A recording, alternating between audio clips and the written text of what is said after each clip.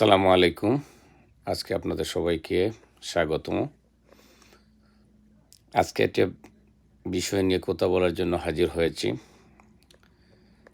গতকাল বুধবার বাংলাদেশ চীন মৈত্রী কেন্দ্রে digital device and innovation expo 2026 উদ্বোধন করতে গিয়ে আমাদের অনির্বাচিত ডক্টর মোহাম্মদ ইউনূস আমাদের জাতি সম্পর্কে যে মন্তব্য করেছেন তা অত্যন্ত দুঃখজনক। আমরা এর প্রতিবাদ জানাই।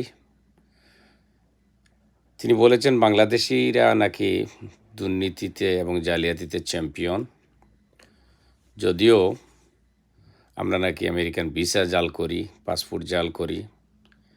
একজন রাষ্ট্রপ্রধান হিসাবে আমাদের জাতিকে এইভাবে জালিয়াত বলে মন্তব্য করে তিনি নিজেই আমাদেরকে একটি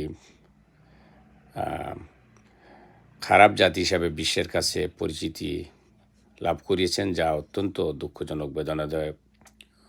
অথচ তিনি নিজেই ক্ষমতায় অধিষ্ঠিত হয়ে 666 কোটি টাকা নিজের কর মৌফ করে নিয়েছেন।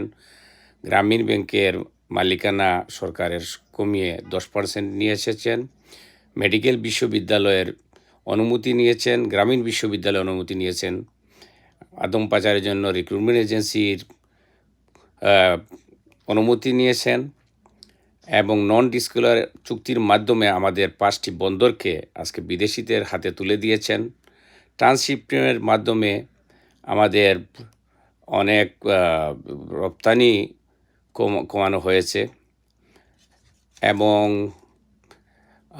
আরও অনেক বিষয়ে $18 মিলিয়ন লোন নিয়েছেন ইতিমধ্যে।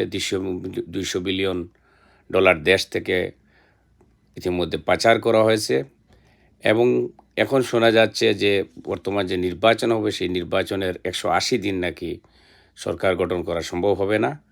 সেটা যারা নির্বাচিত হবেন তারা গণপরিষদ সদস্য হিসাবে সংবিধান সংশোধন করবেন।